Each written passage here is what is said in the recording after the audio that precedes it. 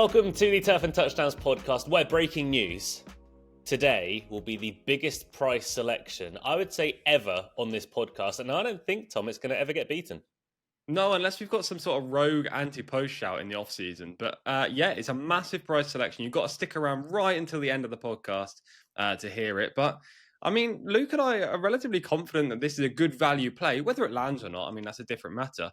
But Luke's putting his head out there to be chopped off on the guillotine. Let's see if he can land a big one. There is someone right now where you said, stick around for the end. It's like, no, we're not. We're going to go scroll through to the end. It's like, no, please just watch it. It really helps us out. That would be way better if you could do that. But welcome to the Turf and Touchdowns podcast. My name's Luke Elder. He's Tom Collins, and we're going to take you through our best picks for week 12 of the NFL season. Of course, Tom, that's backing off of just a fantastic Thursday night football that we had, where we crushed absolutely everything. I can't believe you keep doing this. Hopefully that's the case. We are recording this officially at 10:11 a.m. On Thursday UK time. But yeah, let's just say we went 4 from 4. We had a great Thursday night football, and we're just continuing our way to glory this season. Or Thursday night football was a shocker, wasn't it? Sorry, guys, that's our bad. That's on us. That is on us. Jaden Higgins. I mean, what are we doing here? Jaden Higgins, more like Turden Higgins. It's not. Yeah, nice. He's going to do great. He's going to do great. I'm just looking. There's like a plumes of dark smoke coming from that way. Wouldn't say that's good. Maybe we should crack on just in case you have to evacuate. Yeah, not my property, but more black smoke than maybe you would like to see. Right, let's take a look at this week's football. If you haven't subscribed already, please subscribe. Leave a comment down below. Leave a like as well. And also, we've got our memberships tier. If you want more NFL content, we were 5 from 6.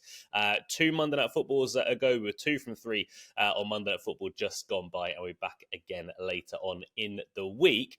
Shall we do, Tom, our favourite part of the show, and Ryan Mantle's favourite part of the show as well? What on earth? Yeah, let's do What on Earth. Do you want to start this week? Yeah, we haven't discussed it yet. This smoke is getting darker, by the way. I think your What on Earth needs to be that. What on earth, whoever's setting fire to that thing.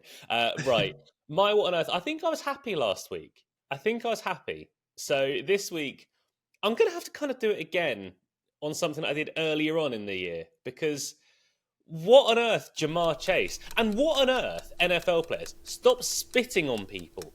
I don't know why I have to tell fully fledged grown-ups, stop spitting on people. Again, as an adult, I've never been in a situation where I felt I absolutely have to spit. There's no possible way I can swallow whatever is in my mouth. It is absolutely grotesque. Jamar Chase comes out after the game and says, didn't spit on him. Right, there's footage of you spitting on Jalen.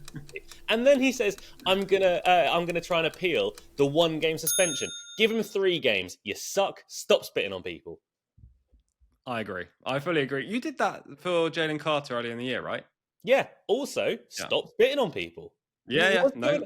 Unless they consent to it, don't do it. Yeah, I don't think anyone in the NFL is probably consenting to another NFL player doing it.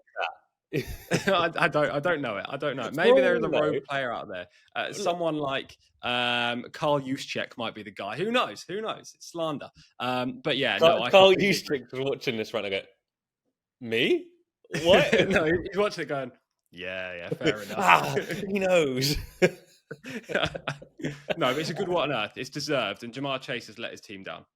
Yes, he will not be playing this week because he is a spitting fiend. Tom, don't spit on anyone. What's your What on Earth? Yeah, I'll do the best to keep the saliva in my mouth. What on earth? Referees. I mean, can we just play a game where there's not a call that decides the factor of who wins and who loses? Did you watch that game last week where we had Philadelphia, we had Indy? It was just a game where, it came right down to the wire. It was a matchup where, you wanted the best team to win the game, and the refs just go and call a pass interference on Rock Ya-Sin. I mean, what are we doing? It wasn't even a PI. Let these players play. Let them go and decide the winner of the game. You don't need to put your name up there and go, I'm going to decide this by calling a random penalty that costs the team 35 yards and ends up this team winning rather than this team. Some of these pass interference penalties are shocking. There were a few against Denver from Riley Moss, last week against Kansas as well, that got called that weren't PIs. He did have a couple that were PIs that were also called. But, I mean, can these referees just call the right plays, Luke? What on earth? It's bad when Chris Collinsworth is coming out and going, that's terrible. That was the first response. Like, you have to do quite a lot wrong for the commentators to go, you know what? Professionalism aside, that sucks. And Especially Chris Collinsworth. literally, immediately Chris Collinsworth saw it as like, right, oh, that's terrible. It was like, okay, yeah. I mean, Chris they barely Collinsworth, even touched. mate, Chris Collinsworth is the happiest man in existence. Literally, For him to be upset. don't ruin Chris Collinsworth. Chris Yeah, Collinsworth is come a on, man. good dude. He slides in, he does his talking, loves Patrick Mahomes more than the average person should, and just leave him alone. But yeah, the officiating has been substandard, we'll Yeah. say. Let's move on to week 12 of the NFL season, though, because we have got 6 picks each, including, as I say, towards the end of the podcast, the biggest prize selection ever on the podcast, and probably the biggest price that we ever will have as well. We're going to start off with the Seahawks and the Titans. We're playing, Tom, this week in a lot of the same games, but different routes. It's choose your own adventure time. Yeah, exactly. It's quite nice to have a slightly different structure to the podcast, actually, where we just basically zone in on a game, give our 2 selections, then zone in on another, and then at the end, we'll just provide the miscellaneous picks as well. But yeah, we've got lots of plays in the 6 p.m. slate, starting, as you say, in the Seahawks-Titans matchup, 1 pick each. I'm going to start on the Seahawks side, and I'm going to be pro Kenneth Walker here. I like Kenneth Walker over 56.5 rushing yards. That's at 10 to 11 against the Titans.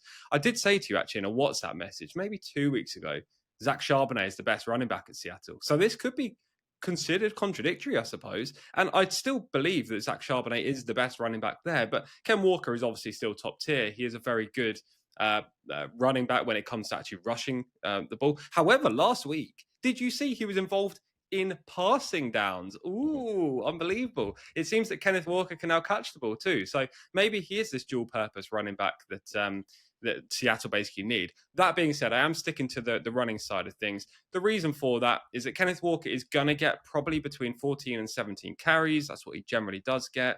Zach Charbonnet will steal quite a few of those off him. He'll probably have 10, 11 himself. But Kenneth Walker should still get the majority, I would suggest.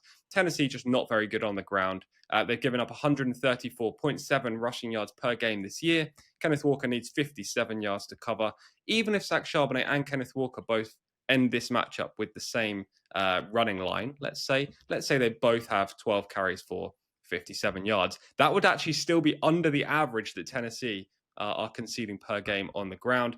Also, if you go back through Kenneth Walker's season so far, he's averaging 60.9 rushing yards per game, which, again, he just needs to hit the average here to cover his line. Seattle should win this game. They should win it big. Kenneth Walker and Zach Charbonnet should get good production in the second half. And I'll take Kenneth Walker over. Yeah, I don't mind this. As a Seahawks fan, Ken Walker is absolutely a better running back than Zach Charbonnet. However, they're very different guys. If you want someone to go and grab you 3 or 4 yards, just pile up the middle of big body, Zach Charbonnet is your dude. However, if you want a guy who genuinely believes that every single carry, regardless of whether he's been stopped at the line of scrimmage, can still go for a touchdown, oh, you're going to love Ken Walker, because that's what he does. He will try and make every single snap, every single run into a highlight reel. He might lose 7 yards, but he might also gain 21, and that's his real belief. But Ken Walker, he looked fantastic last week, and he's being, I wouldn't say trusted a bit more. I think the reason, Tom, that he hasn't had as many carries this year as he has in recent years is just because the coaching staff want him to remain healthy. He gets hurt so easily. Yeah, that's a fair point. Also, Zach Charbonnet is a good running back as well. You can't just leave him with 3 carries per game. So they do have to split it somewhat.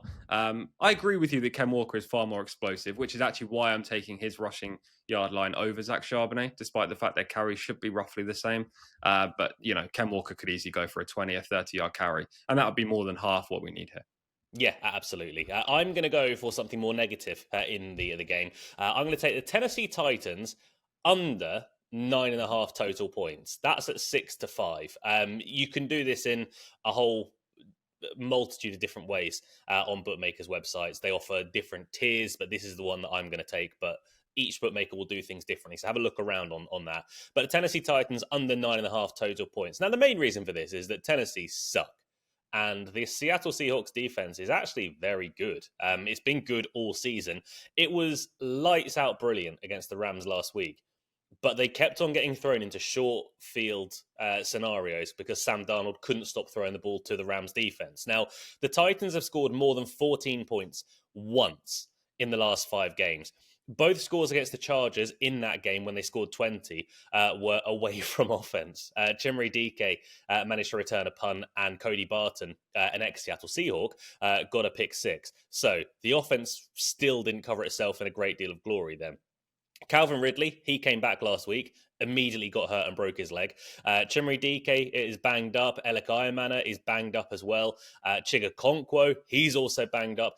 The Titans, I think those 3 will play. Maybe one of them might miss. If there was one, it might be Ayamana, but they're all banged up. None of them are fully healthy after last week. The Seahawks, look, they've been blowing teams out this year. The reason that they've allowed points in the latter part of games is because they've been taking their starters off the field because the game is already done. I think even if that happens, the Titans are going to struggle to score in this game. Last week, like I say, Seattle played fantastically on defense. It was the offense that let them down, and they still conceded 21 points. So I think the Titans are going to struggle this week. I don't think it's going to be a fun week for Cam Ward. I think Seattle will stomp all over them. However, I'm hoping they're not going to stomp too hard because I still want their defense to be playing hard at the end of the game. So I'll take Tennessee Titans under 9.5 total points. I don't think it's going to be a fun week to be a Titans fan, Tom, albeit none of the weeks this year have. No, it's been a bit of a dismal season, hasn't it? It's kind of expected with a rookie QB, but equally, all of their skill players are subpar. You mentioned Calvin Ridley. He was wide receiver 1, but he wouldn't be wide receiver 1 for any other offense. Elek Ayamana is actually a decent receiver, a young receiver, but as you say, he's banged up, and so is everyone else. Tyjae Spears might be the one guy that has the potential to do something for Tennessee, but mainly in the pass catching side of things, despite the fact he's a running back. But yeah, look, I don't think Tennessee are going to tot up that many points. You just need field goals rather than touchdowns if they do make it down to Seattle side of the field. Yeah, exactly. They need to get into Seattle side of the field first, and that has been a problem for Tennessee this season. Let's move on to a game. Guess which side of the game we're going to pick? It's the Giants taking on the Lions. Any idea which side is the more exciting offense, Tom? Yeah, I think it might be Detroit. To be fair, I do want to say Jackson Dart, in my opinion, has done a really good job this year. I think his playoff run, albeit the Giants are not going to be, when I say playoff run, I mean fantasy, by the way, not legitimate because the Giants won't be in it. But the fantasy playoff run, like week 15, 16, 17, the Giants may actually win games. But obviously with Cam Scatterboo going down, this offense is just kind of shot. Meanwhile, Detroit is absolutely firing, as you would anticipate.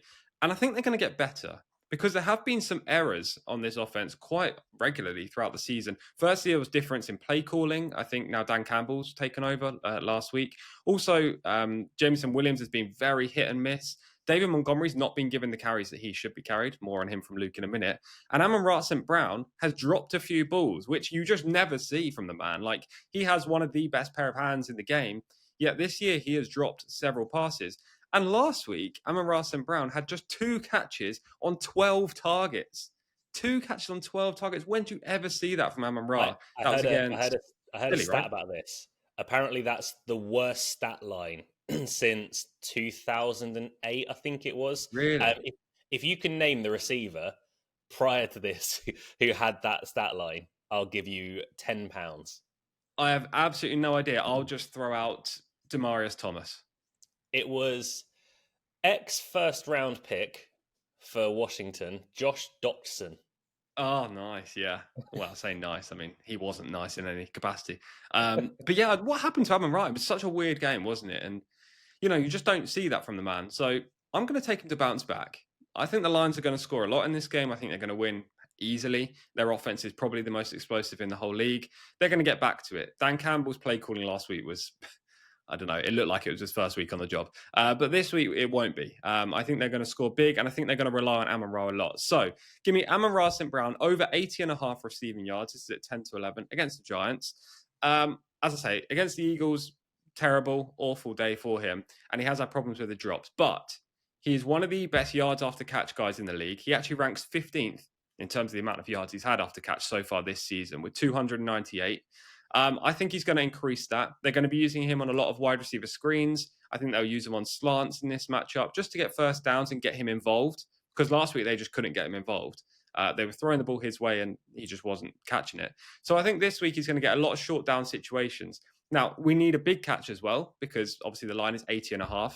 But I think that's possible. He's a guy that could easily, get 15 yards after a screen catch, or go down the field and even run a corner, get an easy 20 yards. So yeah, I like Amon-Ra this week. The line was actually 83.5, and I was going to take the over, but just before we started filming, it dropped to 80.5, and I'm more than happy with that. Is your hood really small on your jumper? No, I just kind of pushed it down. Okay, fair enough. It looked more narrow. I was wondering if the head fits. No, it does fit. I'm not going to put it on, but it does fit. Put it on. Put it on. You mentioned it looked like Dan Campbell's first time calling the place, or first day calling the place. Not far off. Second day this season, because he took over things after week 10 for a little bit of a change. And I think that's something that could benefit David Montgomery, as you said. David Montgomery's line is 48.5. I'm going to take the over on that one. It's currently at 5-6. The Giants, who obviously Detroit play, they've given up over 100 yards to opposition running backs in the last 4 straight games. I say opposition running backs because you're using the whole position for that. Josh Jacobs left the game hurt last week after, I think it was 7 carries for 40 yards. Emmanuel Wilson came in and he dominated instead. But Dan Campbell loves him some David Montgomery. And Dan Campbell, I think he's quite vehement that he doesn't want Jahmyr Gibbs to be a bell cow running back. And let's face it, look, Detroit are going to be in the playoffs. They're not thinking about, let's win this game coming up. They're thinking about preservation. They're thinking about how can we get Jahmyr Gibbs into the postseason and excelling for us in the playoffs. And David Montgomery is a big part of this. Dan Campbell came out and said he always wants to find a way to get David Montgomery more involved in this offense. I think this could be a week where David Montgomery, I'm not going to say he has a massive week if you're looking for him in fantasy football, but I think he is start worthy. I wouldn't be shocked if he found the end zone at all. And the first week that Dan Campbell took over play calling duties, he had 15 carries, David Montgomery. He was immediately put back into the offense. Yes, last week he wasn't used that much, but the game script went entirely against him. It was very much more a Jahmyr Gibbs game. I don't see the Giants scoring a lot of points in this contest. I think this will be a game that Detroit can try and just dominate from the get-go. And it's not necessarily wow, David Montgomery is going to be amazing. It's more, David Montgomery is going to be back to being used. If he gets double-figure carries in this game, Tom, I think he can cover this line of 48.5, and I'm expecting him to be back above 15 carries. That would be the line that I'm expecting. If he gets 15, if he doesn't cover in this, then just go back to Jahmyr Gibbs. Yeah, for sure. Look, I agree with this one. There are a couple of selections later on that I don't necessarily agree with of yours, and it will probably be vice versa with you and a couple of mine. But this one I do agree with, and I do think David Montgomery is going to get more production. That's not good news to me because I do have Jahmyr Gibbs in about 4 fantasy leagues. I would quite like him to get all the carries, but yeah, Montgomery was crucial to their playoff run last year, and he'll probably go back to using him again. I hate all your picks. Hopefully not the next one. I really like the next one. And your brother, he sucks. Hey, whoa. He's taking strays. Unbelievable. Yeah, he enjoys it when he gets a little bit of stick on this podcast, though. I always get a message from him going, oh, could have been harder, could have been better. do it more that time. Shut up.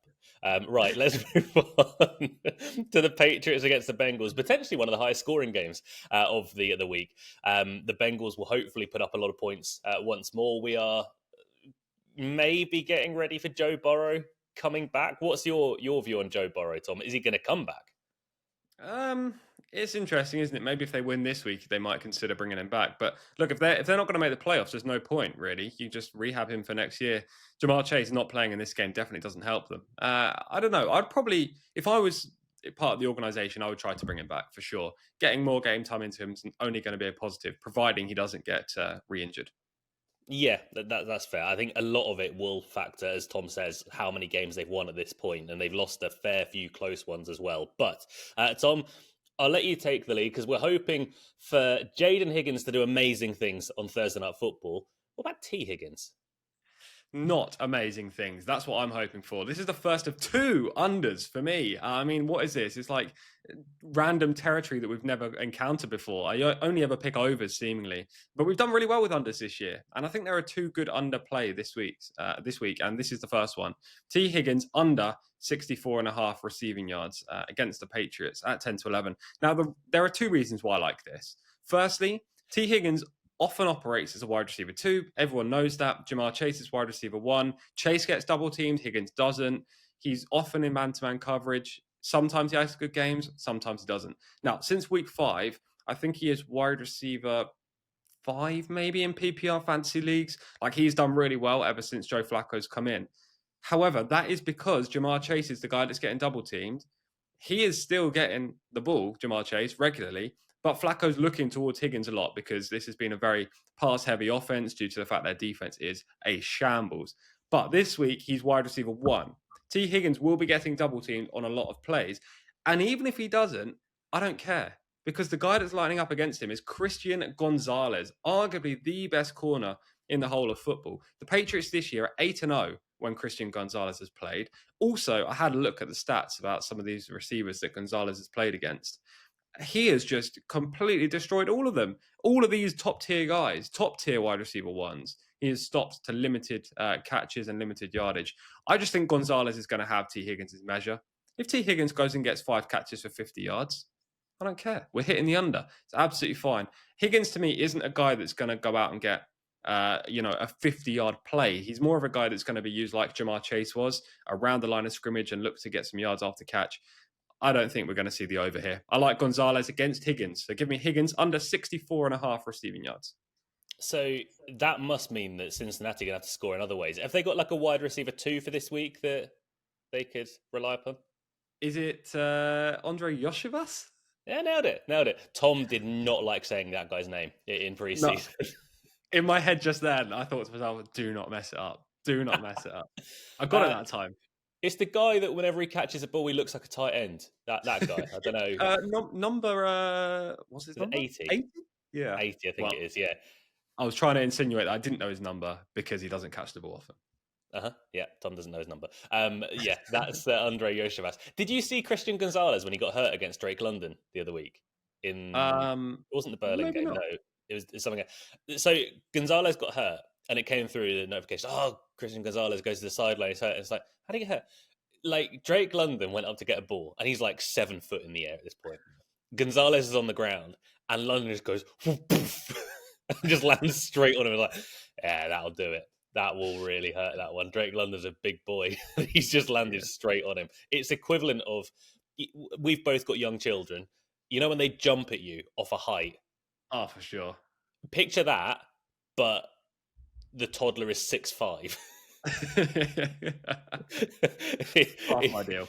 Yeah, it was horrific. It was horrific, and I felt for Christian Gonzalez. But his teammate, I don't feel for, because Drake May is currently in the running for MVP. I think he's second in the betting markets. Matt Stafford is currently favourite, but this game could really cement Drake May's place in the MVP running, if it isn't already. His passing yard line is 249.5, so we need to hit 250 or over for the overs to land, which is what we're taking. That's at 10-11. He's cleared this line easily in the last 4 games. He's been throwing the ball fantastically. He's not even been throwing the ball that much. He's just been very efficient with how he's been doing things. And a large part of that is because his ragtag bunch of receivers have actually turned out really good. Stephon Diggs has come back and his knee seems fully healed. If it's not, then he's going to have a lot of fun down the stretch. But in the last 3 games, 3 separate receivers have hit 100 yards or more. That's been Stephon Diggs in the last game, Matt Collins 2 weeks ago, Demario Douglas hit 100 yards 3 weeks setback. They're all helping Drake May out massively. Maybe it's the opposite, that Drake May's helping them out and they're getting friendlier passes to catch. But everyone's stepping up. Hunter Henry's looked fantastic. You can even throw in Kayshon Boutte, who is going to play this week. Travian Henderson, we know that he can catch a ball and take it to the house. We've seen him be electric in the last couple of weeks, albeit Ramondre is coming back, so maybe his carries do go down a touch. But if they return to Ramondre as the bell cow, the world would explode if Travion Henderson doesn't get his work after the last 2 weeks of excellency. But look, Cincinnati will keep this game competitive. They will keep the game script towards the favor of Drake May must throw the ball. I think he goes over this line of 249 and a half. And I think after this week, Tom, and it's not something I expected at the start of the year, it'll be MVP, MVP, MVP for Drake May. Yeah, no, I agree. The Patriots are being actually really, really good this season. He looks like Tom Brady reincarnated. And I know that sounds like a big shout, but genuinely, he is throwing the best deep ball in the league. He is very efficient, doesn't throw picks, and these receivers are just no good. And Tom Brady was like that when he was with the Patriots for a good period of time as well. He didn't really have great offensive weapons aside from Rob Gronkowski at certain points, and he was just thriving. So, yeah, I can see it. Drake May has done very well this season. I've got no qualms with this pick. I'm going to sit back now because I'm tired and don't want to do any talking. You go and do stuff. Yeah, we've got 2 more 6 p.m. plays. I'm going heavy in on the early slate here. So 5 of my 6 picks are actually coming in the 6 p.m. games. Hopefully lots of celebratory tweets on Twitter, obviously, or X, once these games kickstart. But yeah, hopefully we can land on Facebook. Yeah, good one. Right, so 2 more. Firstly, going in the Colts game. Colts v Chiefs. What a matchup, by the way. At Arrowhead, Chiefs need to win. If the Chiefs don't win this game, they are struggling for the playoffs. They're 5-5. Gives me such pleasure to say that. The Colts have thrived so far this year. I think they're 8-2. The Colts go to Kansas City. I think Kansas City probably do win this matchup, but I'm going to be playing on the Colts side of things. I'm going to take Tyler Warren over 50.5 receiving yards at 10-11. I think, Luke, that Tyler Warren has been the most mentioned guy in our podcast this year. I don't think he's even close. I think he's been featured 7 times, maybe, about that. Yeah, it's literally every single episode. It feels like one of us is going for Tyler Warren. And the reason for that is that he's just basically jumped into the NFL, rookie, and he's got amazing production. Like this season, he is relied upon greatly by Daniel Jones. This offense is very, very good. They didn't even punt the ball for the first 2.5 games. Now, Jonathan Taylor has carried them quite literally in most encounters, but the passing side of things is no issue here. Kansas City are going to zone in to stop Jonathan Taylor. I don't think there's any doubt in that. Taylor's been the guy in the league, the best skill player in the whole league from any team. So they're going to try to stop him. Therefore, surely the middle of the field is going to be open. You pack the box and bring the linebackers up. There's a massive gap between the linebackers and the secondary, especially the safeties. And Tyler Warren is going to sit right there. And I think Daniel Jones is going to use him often. We need 51 yards to cover the line here. To me, he's going to get at least 60. I would even be interested over 65, 70 for the bigger prices if you wanted that way of playing things. But I'm going to take Tyler Warren over 50.5. And final point, Kansas City Chiefs here have given up the second most receiving yards to tight ends this season, 73.9 yards per game. And that has not been in matchups where they've been packing the box and trying to stop the run game. So I think Warren definitely goes over. And I'll quickly spin onto my 5th selection, which is an easy one. Ravens minus 13.5 handicap against the Jets. Is it 10-11? It's your standard handicap bet, not alternative point spread. The Ravens have just come back. They started the season terribly, loads of injuries. Lamar Jackson out, half the defense was in the medical room. Now they're getting fitter, they're getting healthier. Lamar Jackson's back in the field. Isaiah Likely's back. Mark Andrews somehow still producing. The wide receivers are healthy, and they're starting to get some players back on defense. The Jets stink. Aaron Glenn?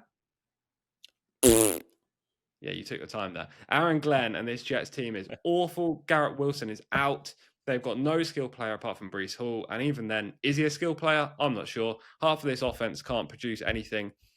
I don't think they're going to get more than 200 or 150 offensive yards in this game. They may score 14 points. Baltimore should score at least 30. Give me Baltimore minus 13.5. It took a while for me to do the fart noise for Aaron Glenn because midway through what you're saying, I was looking at the black smoke, which is still coming up. And I was thinking, I wonder what Jaden Higgins' line is for Thursday Night Football now. We put him up 25.5, right? Yeah. Yeah, it's 30.5 now. Is it? It will keep going up as well. Yeah, and 30.5, the over is the favoured side of that as well. That's odds on, and under is even money. So if this doesn't land, I don't know what we're going to do. That would suck. True or false, by the way, Daniel Jones is about to pumpkin. is about to pumpkin. Yeah, in a sense that, like the Cinderella. Oh, I see what Midnight. you mean. Yeah. I'm not actually sure if that's true or false. I know that sounds ridiculous. Surely it's a 50-50. You pick one side or the other. I actually don't know. He's been a weird one because it looked like at the start of the year, for a good few games, he was the best quarterback in the league. And then, I don't know, he's dropped off with so many turnovers. Let's say true. I think it's true. I think Hmm. he's looked bad in the last few weeks. But we'll see. We'll see. He's got a tough defense to take on this week. Speaking of tough, Trey McBride is all sorts of tough. Let's move into the late kickoff games. But Trey McBride has been fantastic in the last few weeks. Go on.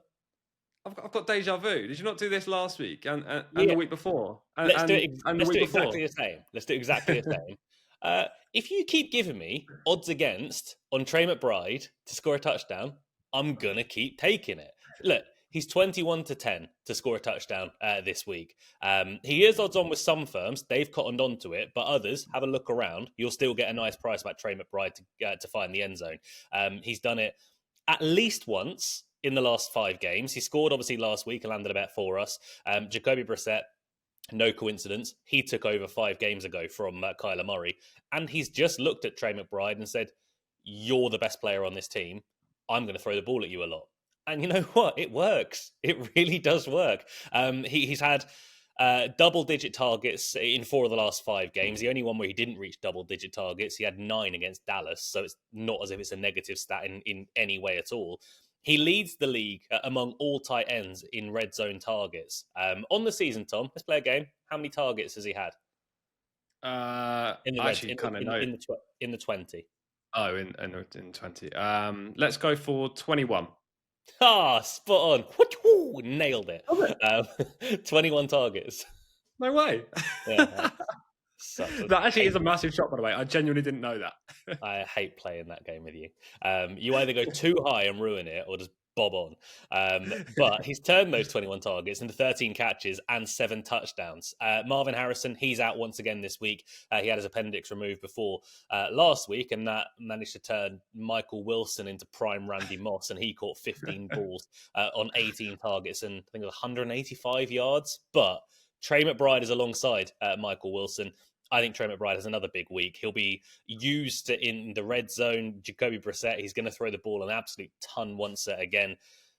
I just don't get, Tom, why Trey McBride isn't odds on. 21-10, I'll take it. Yeah, just a quick point. I might throw you under the bus here, so hopefully you've got the markets up. You say he was odds on with a few firms, but you're 21-10 with one firm. Is that right? One that I've seen, but... Do you want to say what that firm is? For I know we don't usually do this, but just because he's such a standout price with them, it's got a lot of numbers after the name, and okay. the name rhymes with a Chicago Bears tight end. Cole Komet 365. There we go, Cole Komet 365. That's what we're talking. There will be others, but a lot of bookmaker websites were down this morning while I was looking at things. So that research isn't as deep as maybe it would normally be. But Cole Komet 365, they are very much 21-10 regard to Trey McBride, and we're keeping it on the tight end front. Right, that is the weekly mention of Trey McBride. You're not sweaty enough for my that sounds gross. Just I don't know. that was a bit too far. Want me to but spill? You're right. I need to sweat some more. And you know what? I like this. I like going 2 unders on Sundays. First time I've done it this season. And yeah, I'm looking forward to it. So we've already said the T. Higgins under on receiving yards. I'm going in again in the late slate on a wide receiver 1, technically, and with an under. And the guy is Chris Olave. And I want under 64.5 receiving yards for the Saints against the Falcons. There are numerous reasons, again, here why I don't like Chris Olave in the spot. And it's not that he's not going to get a catch. I don't care if he gets, again, 50 yards, 60 yards. It's absolutely fine. As long as he doesn't hit the line, which is 64.5, then we're good. I think the line is a little bit high for him. And again, this is kind of the same angle as to what I had in the Bengals-Patriots game, insofar as I really like the corner and I don't necessarily love the receiver. And it's not a Chris Olave thing here. It's a Tyler Shuck at QB. Still don't really know what we're getting from you thing. Now, he did throw the ball well to Chris Olave last week or 2 weeks ago, whenever it was. And, it looked like they had a connection. But I'm just unsure. Usually when you get these rookie QBs come into the league, they don't fire straight away, especially the guys that don't start week one and come in midway through the season. So that's half the angle. The other half is that the Falcons have a corner in AJ Terrell, who is just pretty good. There is a caveat here that last week Ted McMillan made him look silly. I think Ted McMillan is very, very good. And maybe we didn't see it in the early part of the year, but they do have Bryce Young at QB. The Panthers' offense isn't great. I think McMillan is exceptional. And if he was on any other team, we'd be talking about him as this real up-and-coming star who's done it very well in the league, great fantasy player. Because he's on Carolina, we're not. Anyway, he made Terrell look a little bit silly last week. But prior to that matchup, here are some stats for wide receivers that have gone against AJ Terrell. We had Michael Pittman, 2 catches for 19 yards. That was it for the Colts. Prior to that, he had Stephon Diggs, 3 catches for 38 yards. Prior to that, Jawan Jennings, 4 catches for 31 yards. Before that, Keon Coleman, 3 catches for 11. And before that, Justin Jefferson, 3 catches for 81. Now you're looking at me going, 81? Well, I mean, he would have covered the over there. What are you talking about? He had 3 catches. Justin Jefferson had 3 catches in a game. That was it. And one of them was 50 yards long. It was a deep go route, and he managed to just get the better of him on a one-on-one that occasion. Other than that, he had 2 catches for 31. AJ Terrell's doing very well against these wide receiver ones. I don't love Chris Olave in this spot. So give me Chris Olave under 64.5 receiving yards. Yeah, Chris Olave has been surprisingly good this year, and he stayed healthy, which is a main thing. By the way, how JJ McCarthy didn't make it into a what on earth, I have no idea. He's thrown the ball blindfolded. I thought you were going to do it for Justin Jefferson because it was JJ McCarthy's fault. Yeah, I was, and then Jamar Chase went to spat on someone. So I was like, well, that's you then, isn't it? Yeah. To be fair, JJ McCarthy, I don't know how he didn't throw 2 touchdowns for my selection last week. In the first quarter, Jordan Addison was gone on a deep go route, and he missed him. And then there were numerous different plays where he had options for touchdowns. He was just a shambles. He got 1 passing TD in the end, just a complete mess. You don't want to mess with 9. No, I think we do. You suck. Right, let's move on to my final 2 selections of the week, including the biggest price selection on the podcast ever, full stop. But not this one. This one's AJ Brown, who is kicking up a fuss in Philadelphia. I'm going to take AJ Brown on the overs. That's 60.5 receiving yards. 10 to 11. I like this line. I like the price. I like everything about it. AJ Brown in the last year, to be honest, has been making claims that he wants the ball a lot more, and he should get the ball a lot more. AJ Brown is one of the best receivers in the entirety of the league. The play calling in Philadelphia has been awful. They've tried to run the ball a lot with Saquon Barkley, and it hasn't worked as well as it did last year. And as a result, the Eagles' offense has been a really hard watch this year. They've been uninspiring, they've been disappointing, and they've been pretty boring for most of the time. However, in competitive games, Jalen Hurts knows that he has to throw the ball. AJ Brown is going to be a big target. He received 11 targets last week, caught 7 of them, only for 49 yards. But Detroit were very good on defense last week, and they managed to shut everything down that went their way. He gets to exploit the Dallas secondary this week, who I know Dallas, they've only had 1 game with Quinnen Williams and a few changes after the trade deadline. That was against the Raiders, where the Raiders only put up 16 points. But I wouldn't be holding that as the standard. This is a far bigger test for Dallas this week. As I say, Dallas will score points. Jalen Hurts will have to throw the ball. It can't just be a game where Saquon Barkley gets absolutely everything. I think AJ Brown's going to have a big game. Over 60.5 receiving yards is the second to last play of the week. And shall we do it? Let's do it. Just before, when you read what this bet was, what did you think the price would be?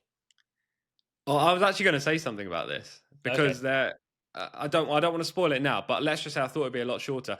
By the way, I'm going to give it an intro. Are you ready? Okay. This is my It's time for the long shot of the day. We need a different wrestler's intro music.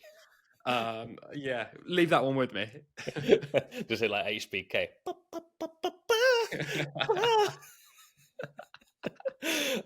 Right. Browns and Raiders. You both suck. Terrible offenses. I don't think there's going to be a touchdown in this game. So, Browns Raiders, no touchdown scorer, 65-1. I think that's a crazy price. And it's a sort of bet that even if you're anti it a little bit, or you can see Quinshon Judkins getting into the end zone, or Brock Bowers getting into the end zone, you sat there thinking, well, that shouldn't be 65-1. That's a crazy big price. And I agree with you, it shouldn't. If this was 20-1, you'd be saying, yeah, okay, fair enough. Because it is rare that we don't see it, or we see a game where there's no touchdowns at all. They do happen. We've seen them this year. But I'll take 65-1. Just go and have a quid on it. It'll be interest for, hopefully, deep into the game. But both teams aren't good. Shadur Sanders took over last week in relief of Dylan Gabriel. He went 4 completions, that is, on 16 attempts. He threw a pick. He looked like a guy, honestly, who hadn't been practicing with the first team. And they came out afterwards and said, yeah, he's had very limited reps with the first team. I think his center came out and said he's only heard Shadur Sanders' cadence 4 times in his life.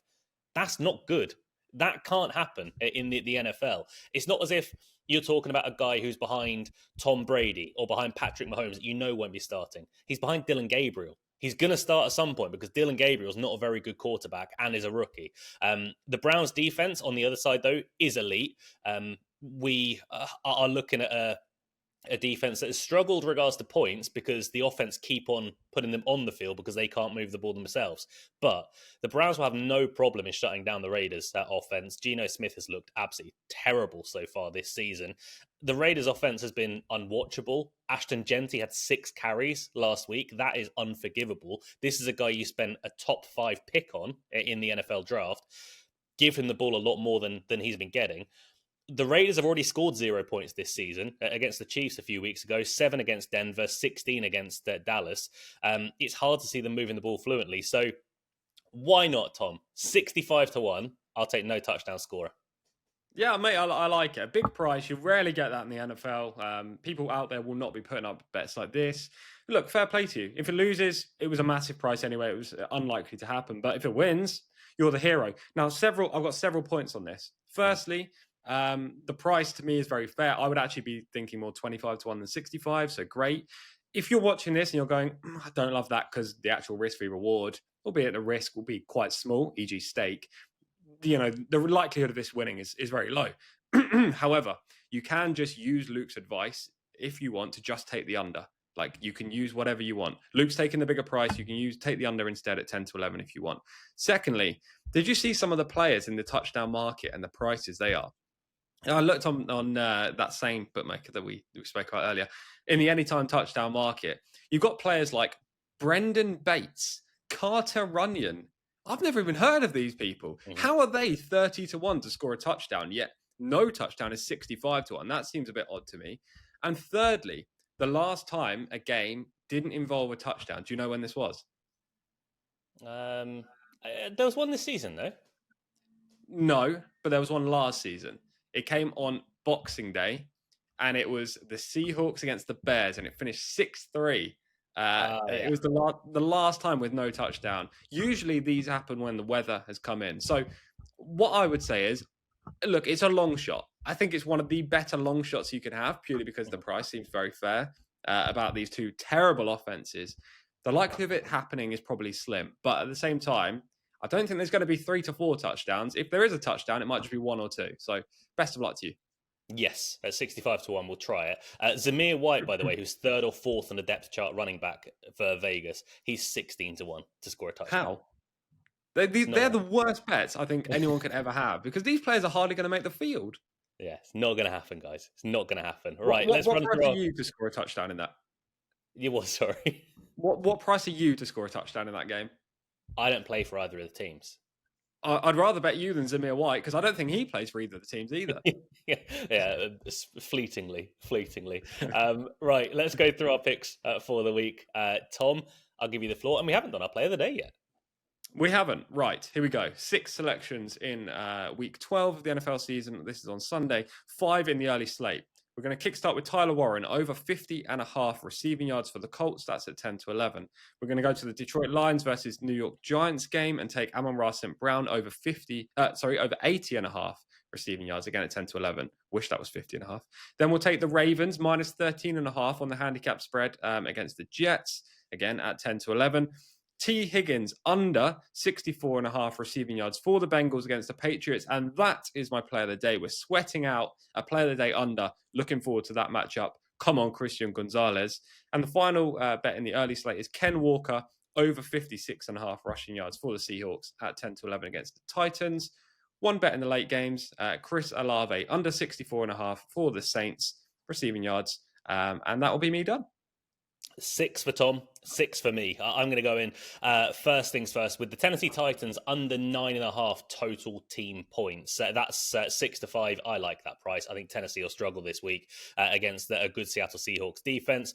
David Montgomery over 48.5 rushing yards for the Detroit Lions. That's at 5-6. I think he'll get the ball a ton more this week against the Giants. Drake May will boost his MVP credentials with another big outing against the Bengals, over 249.5 passing yards. I will move on to the 9 o'clock games with Trey McBride, anytime touchdown, 21-10. I learned my lesson. He wasn't player of the day last week. He should have been. He's player of the day this week, though. That's Trey McBride, anytime touchdown at 21-10. AJ Brown, over 60.5 receiving yards against Dallas. That's at 10-11. I think he'll be used a ton more in the passing game. And let's try and become a legend. No touchdown scorer in the Browns-Raiders game at 65-1. The best part of it, you're not going to watch the game anyway. Just look at the result afterwards. It's a terrible game. Watch something way better. That is me done. 6 picks for Tom, 6 picks for me. Me and Tom have got to go do other stuff now. So, Tom, say goodbye to the people and don't spit on anyone. Goodbye, guys.